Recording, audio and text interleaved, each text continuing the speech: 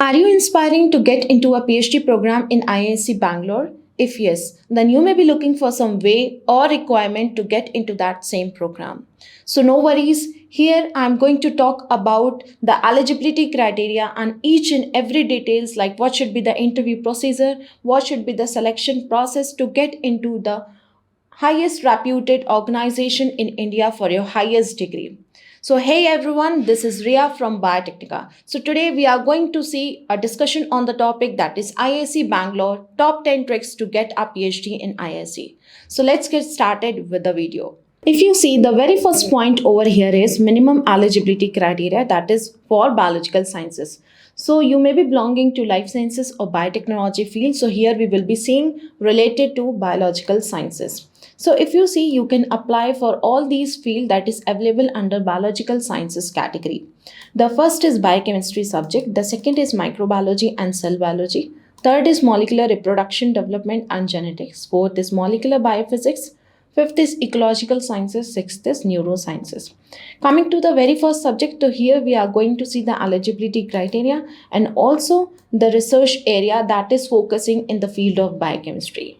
So if you see the eligibility criteria to apply for this biochemistry subject or to get into this PhD is master's or equivalent degree that is in the field of science or bachelor's degree in any of the branch of medicine, engineering, technology, agriculture, veterinary science, pharmacy, or if you have a graduate of a 4-year bachelor's of science program, then you can go and apply for this PhD program under biochemistry unit.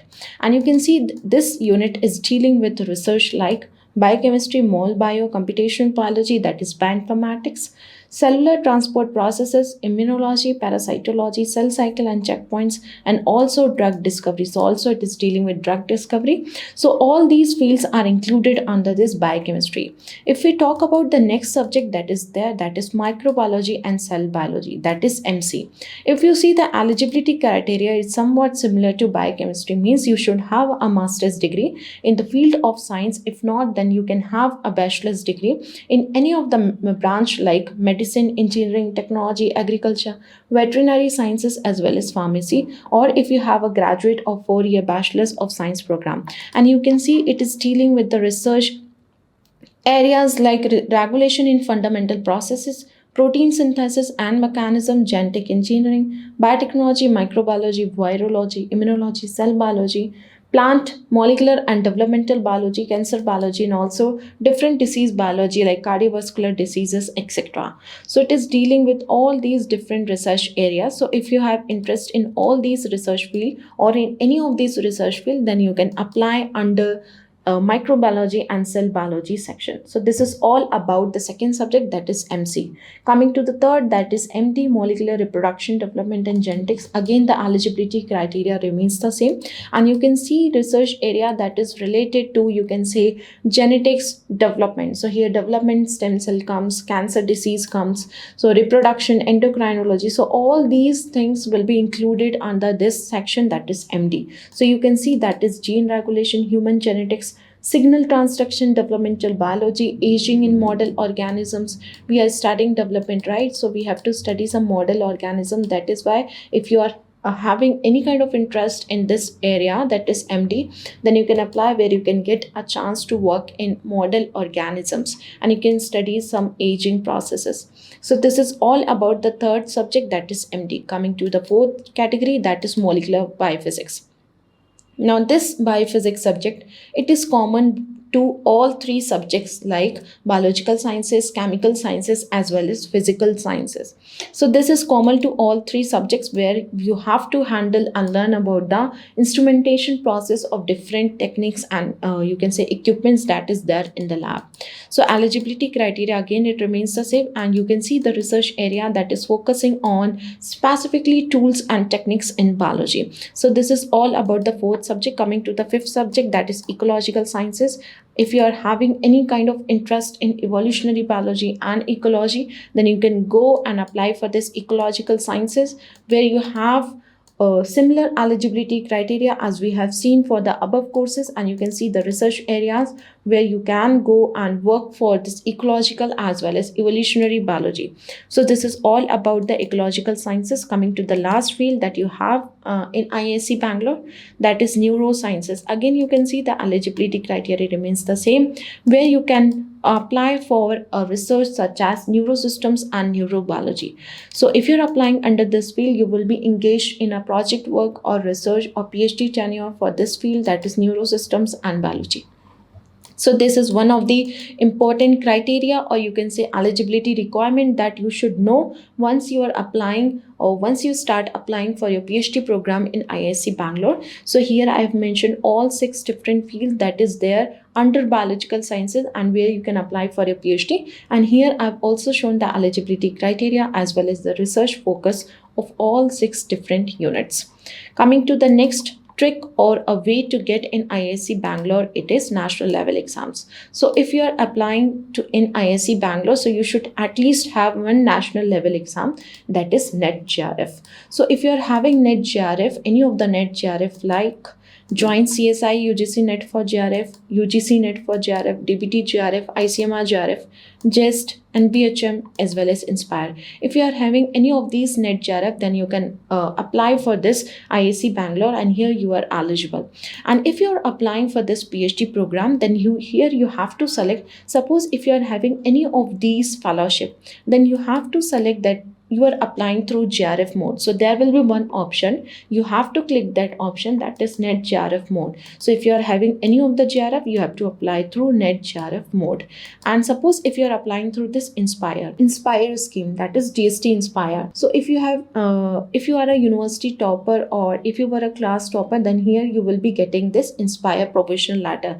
So using that Inspire professional letter, you can apply for a PhD program. But make sure while you are applying through Inspire, or you can say mode. So here if you are applying for NET JRF, so you have to select this option. But if you are applying through Inspire mode, make sure that you are uploading your provisional Inspire letter, so that they will be assured of like the next you can say call, or you can say the next offer letter that we get, that is what called as the final offer letter. So once you are having this provisional offer letter, only then you will be eligible to apply for a PhD program in IISc or wherever you are applying. So make sure that you are having this provisional offer letter, means you are at least nominated for this PhD program through DST Inspire. So you can apply through Inspire mode, but make sure you are uploading your PL, that is provisional letter. The third criteria that is here, that is GATE exam. If you are not having national level exam, but if you are having a good GATE score that is more than 800, then you are eligible to apply for a PhD program in IISc Bangalore.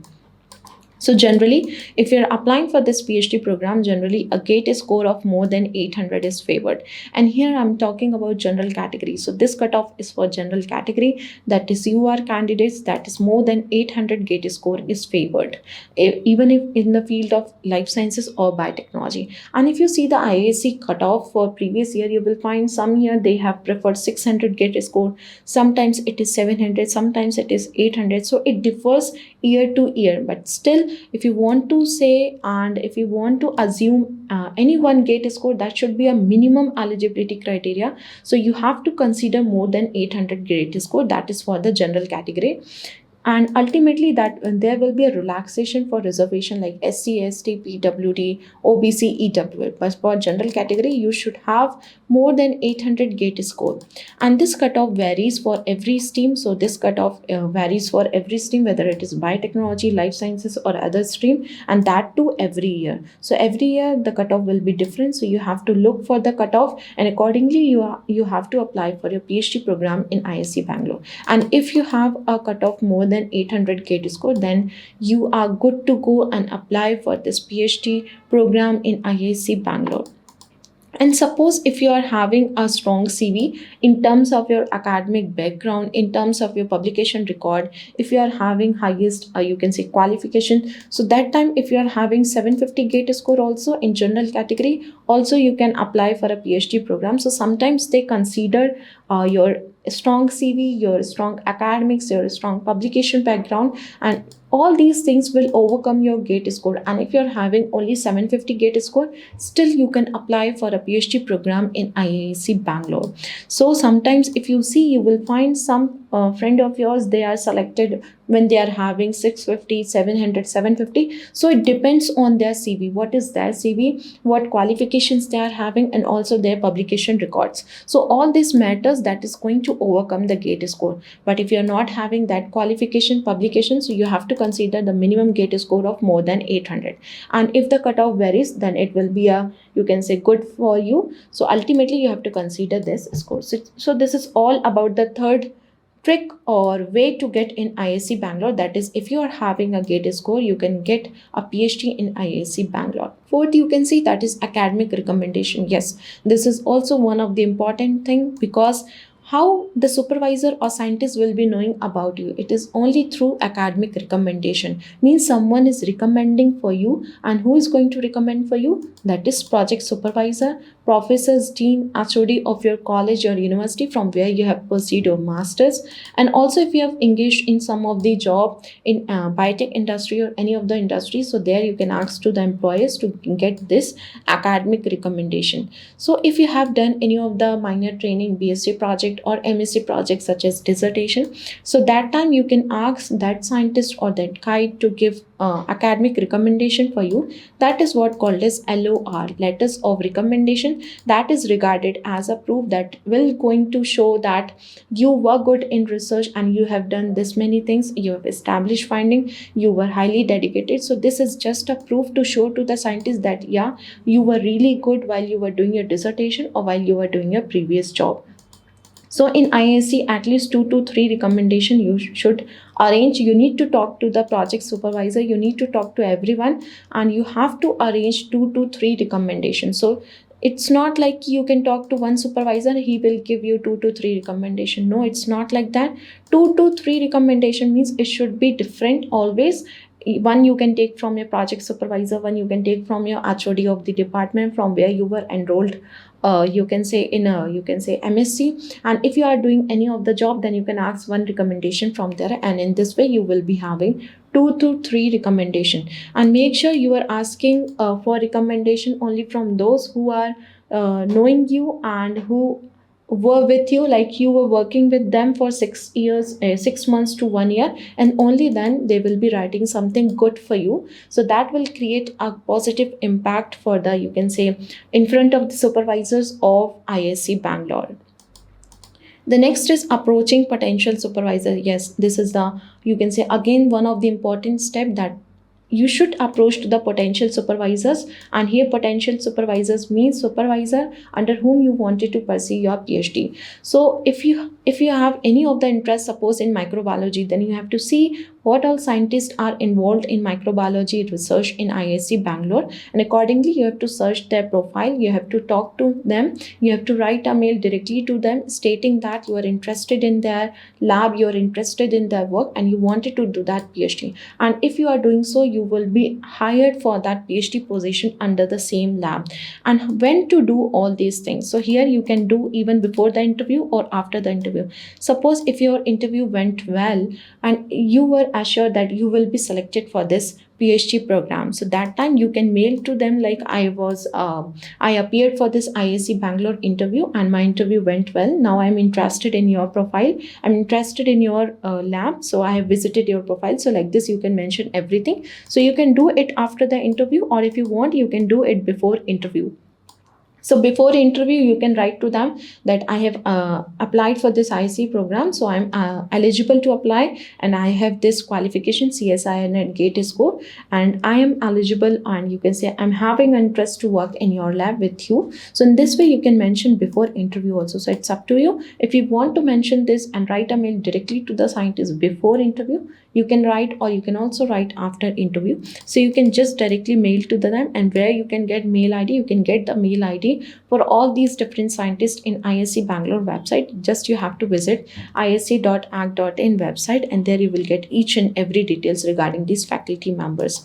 So here you have to talk according to your research interest. If you are having that particular interest, then only you have to talk to them. It's not like you're not having that interest, still you are talking, because if they are questioning something to you, so you should be able to answer each and everything. So you make sure that you are having that research interest, and after that you are writing a mail directly to them. Sixth is Interview process. Yes, interview process. Everything here you have to apply through NetJRF mode. So this is just a shortlisting criteria that you will be shortlisted for interview, but everything depends on interview. So here there will be two rounds of interview. First round will be your preliminary round, and second will be followed by final round of interviews. So you have to really perform well in the preliminary round. After that you will be selected for the final round. So here selection will be done on the basis of national entrance test, means JRF mode, whatever you have applied. And if you have applied through you can say gate score, then you will be selected. But here you have to appear for interview, and your interview only decides your selection for the PhD program in IISc Bangalore. So first shortlisting is done on the basis of national entrance test, that is JRF, as well as the qualifying degree, means your academic record. And after this, everything is based on your interview profile. So whatever you are saying, how you are approaching to the question, that matters, and this interview is going to make your future, means you will be selected for this PhD program. The seventh is conceptual clarity. So again, this is one of the way to get in IISc Bangalore. So you should be very clear with all the fundamentals and basics. Why? So always when you are studying for your masters, for your CSIR net exam, always try to study and always try to refer standard books, that is reference books for the subject. Suppose if you're studying immunology, so always prefer Cube immunology. If you're studying cell biology, so always prefer Bruce Alberts to study, because if you're studying all these things or all these concepts through reference books, so that will really make your concepts very well, your fundamentals, your basics will be clear. And if you're having that conceptual clarity, ultimately it will be a key to interviews, because suppose if they are asking any experimental question, and if you are knowing the fundamentals regarding the same, so you will be able to relate to all that fundamentals, and you will be able to approach to that final question. So ultimately conceptual clarity is the key to interview. And also if you are learning in this way, this will ensure that you are having a deeper understanding of a subject, and in this way you will be able to answer each and everything that the supervisor is asking you. And in the interview, logic and related concepts are needed. So if you are having your related concepts, you can use your logical thinking, and ultimately you can approach to the answer. So suppose if they are asking something, so as you all know that in IISc Bangalore, there will be in one round of interview, there will be a panel of 12 scientists. So there will be 12 scientists in one panel, and they will be asking you questions. So all they will be asking you questions. So one question from one scientist. So like this, all scientists, they will be asking some different questions. So that time you don't have to be panic. It's not like they are asking their you can say they are waiting for you to answer that question correctly. It's not like that. They are just waiting to see your right approach. So whenever they are asking you something, you don't need to be panicked, because they are not worrying for the right answer. They are here to check your logical thinking, they are here to check your conceptual clarity, and ultimately the right approach to reach to that final answer. That is what called as right approach. So here you should have a right approach, and when you will use this right approach, once your fundamentals are clear. So make sure, suppose if they are asking any of the experimental questions, so that time you have to use that concept, you have to relate to that question, and ultimately you have to reach to the answer. And if you're not able to answer that correctly, ultimately your approach should be right. And if your approach is right, you will be selected for this PhD program. So this is one of the trick or way that you have to answer to the questions on the interview that is held at IISc Bangalore. And the eighth point is selection procedure. So again, selection will be done on the basis of your performance. Each and every performance of yours will be recorded, whether it is academic records, your net GRF, your interview, and you will be given marks. On the basis of that, merit list will be decided, and they will be called for the PhD program. So here they will be checking your aptitude test, they will be seeing your preliminary interview, and if your preliminary interview went very well, and if you have done somewhat okay in final interview, still you will be selected, because each and every round they have marks. So each and every round there will be a separate mark, so you will be getting, and at last there will be aggregate they will be taking out, and on the basis of that aggregate you will be selected for this PhD program in IISc Bangalore. So it's up to you. If you have a good academic record, if your rank is very good in GRF, you can say CSIR GRF exam, if you have a good gate score, if you have done very well in institute, or you can say interview institute, that you no need to worry, you will be selected for this program. The ninth trick or way is selection of subjects. Yes, so while you are applying for this IISc PhD program, there you have to select the 3 subjects of your choice. So here I've mentioned 6 subjects under which you can pursue your PhD, but here you have to select the 3 subjects of your choice. So whenever you are selecting this 3 subject, you don't have to select blindly. You always have to select on the basis of your basic knowledge and interest, because while you are going for your interview, firstly they will see your application, what subjects you have chosen. Suppose if you have applied for microbiology, MD molecular reproduction and genetics, so they will be asking question from these area. So make sure you are having each and every fundamentals clear from all these 3 subjects. It's not like you are blindly filling all these 3 field: neurosciences, ecological sciences, and then biochemistry. So you should know each and every fundamentals. If you are having that basic knowledge, if you are having that interest to pursue that PhD under all these 3 different units, then only you can select the 3 subject of your choice. As I've already mentioned, the question will be asked from these fields from where you are applying. So you have to be very careful while you are selecting these 3 subjects. And ultimately, if you are knowing that you are good in these 3 subjects, your fundamentals are damn clear, so you can go and apply for all these 3 subjects. And here I've shown you the 3 subject choice. You can fill any of these 3 subjects like biochemistry, microbiology, or MD. Or if you want to fill MD, microbiology, or molecular biology, so it's molecular biophysics. So it's up to you what subject you are choosing, so that you have to choose on the basis of your basic knowledge and interest. The last way is a skill set required. Yes, they will be also checking your skill set. What is your skill set? You should have a good soft skill, while your communication skill should be good. Whatever you are explaining, whatever you are saying, whatever you are delivering, you should be able to deliver all your ideas and thoughts. You should be exchange your information in a good way. That is what called as communication skill. Also, you should have that problem solving skill. Whenever they are asking you a question, you don't need to be panicked. You should always relate that question to a you can say your fundamentals, your concepts, and ultimately you have to reach to that final answer. You should also have the time management skill. Suppose if they are asking some question related to time, how you will manage all the practicals in lab, so you should know all the things, all the points to answer to that question. You should have critical thinking. Suppose again if they are asking some experimental questions, so you should be able to relate to that concepts. So means here the critical thinking matters, and also you should have a work ethics to work in that lab.